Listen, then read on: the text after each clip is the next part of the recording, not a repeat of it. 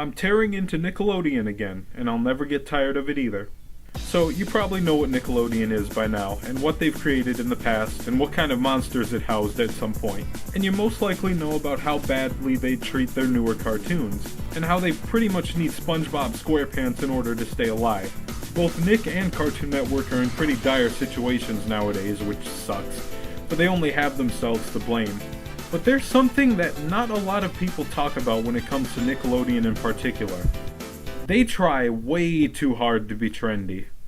There was a time when Nick tried to shoehorn in any modern trend they found on social media to try and show people that they were hip. And I'm gonna bite the bullet and relive it all in today's video. Prepare to cringe and rinse out your eyes, because this one's a trip. Let's get right into it.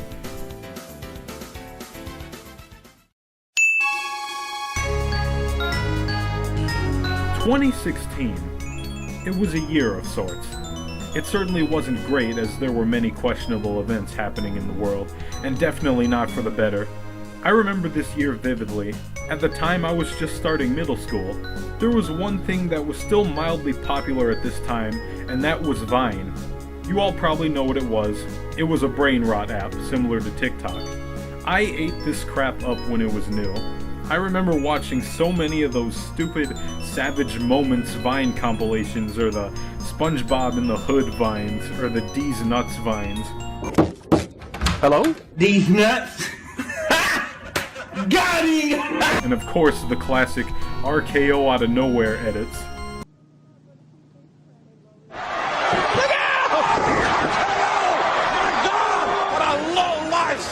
God, it hurts even mentioning this stuff. Anyways, there was one Vine in particular that got a lot of attention in 2016, and I think you might know what this one is. Damn, Daniel. Damn, Daniel. Damn, Daniel. Damn, Daniel. Back at it again with the white van. Yes, the Daniel Vine. Even at the time, I never really understood why this was funny to people. I'm sure it's probably because my humor is pretty dry at times, but I just never got this one.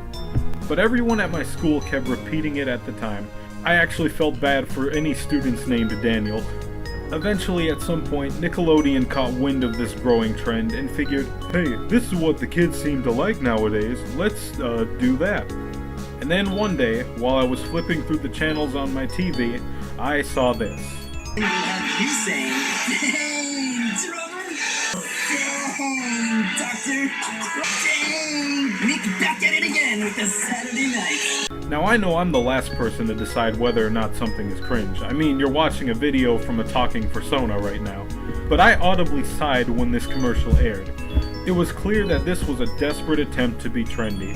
They couldn't even use the word damn since this is a kids channel, which already made it pretty bad. And the fact that they used this Vine to try and plug some of their worst shows basically did this commercial in. I understand it's important to appeal to a modern audience in order to bring in viewers, but there were better ways to do that than this. And as you'll learn, this is not the last time Nickelodeon would do something like this.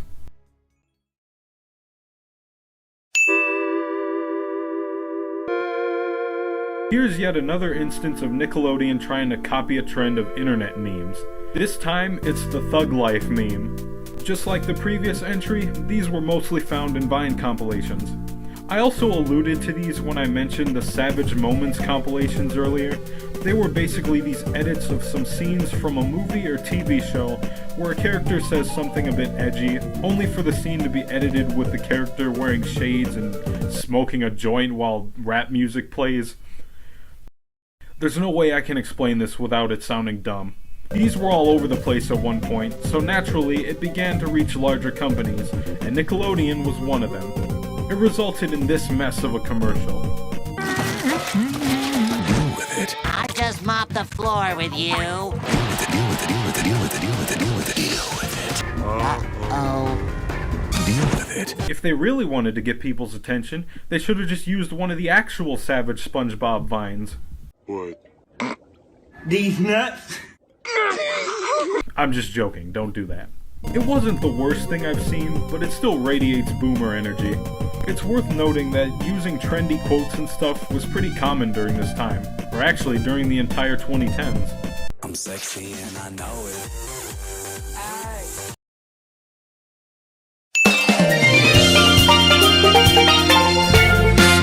Alright, let's get this one out of the way while I still have my sanity. So, John Cena. Pretty self-explanatory. Much like everything else I've discussed so far, the unexpected John Cena meme took the internet by storm once. It seems to have started from the infamous John Cena prank call video. It was literally everywhere. It got so big that even the WWE and John Cena himself acknowledged the meme. Now I give you John Cena!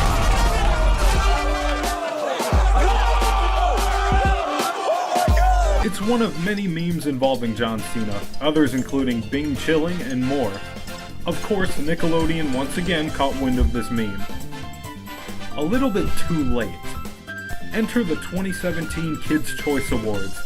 Since John Cena was selected as the host that year, Nickelodeon decided it was time to plaster all of their advertisements of the show with the unexpected John Cena meme.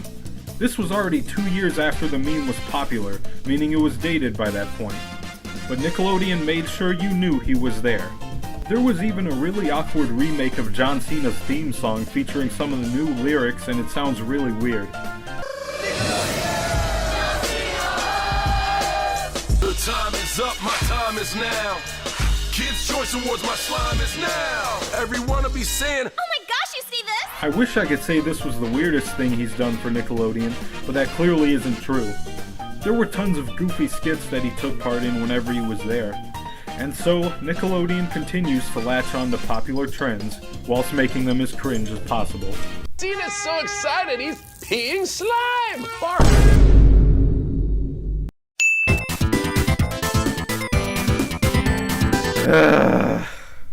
Among Us.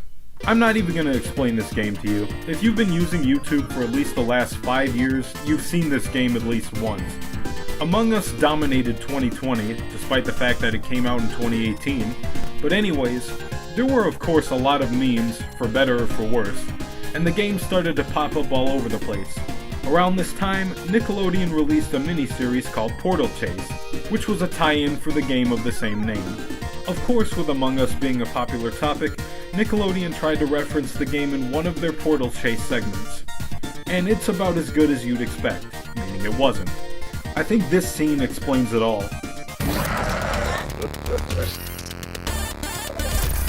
Yeah, that's right. He said sus. That'll show him that we're with the times. Which is what Nickelodeon probably said. Not much else to say about this one.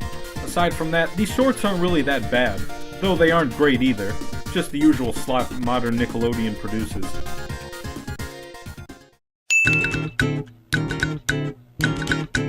Now this is a subcategory, which includes things that weren't big enough to be their own entry, just small instances of cringy things they've done. Let's start with the Fortnite dances. I know, I'm a few years late to talk about this, but screw it, I gotta fill the runtime. Fortnite is another brain rot game. I hated middle school purely for how many band kids were randomly doing Fortnite dances everywhere. And that was far from the worst of it. Just like every other trend, it somehow wormed its way into entertainment. Nickelodeon was one of many places that picked up on the Fortnite craze at the time. And so, recognizable characters on Nickelodeon would be seen doing things like flossing in their shows. Man, how does he do that? And they said 2020 was a dumpster fire. That was tame compared to the junk that was trendy in 2017 and 18. But that's all for the Fortnite stuff. Another thing some of you may remember was the influence sites like YouTube had on Nickelodeon. Back in the early 2010s, when YouTube was rising to the top, Nickelodeon began creating shows that emulated popular content at the time. Unfortunately, Fred the Show was one of these. This wasn't really that strange since more and more people were starting to use YouTube instead of watching TV, but they also started making these weird music videos too. Determined save money, I swear that's what I heard. How do you do, fellow kids? There's also one more thing I wanted to bring up in this category.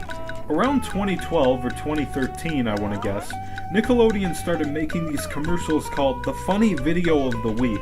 It was basically a quick mashup of nonsensical brain rot memes, only it featured characters from their shows. I remember seeing it on TV as a kid and just being confused, but I cannot find any footage of those commercials anywhere online to prove their existence. There's a fandom page that kinda covers it, but nothing else. Perhaps it's a good thing looking back on it.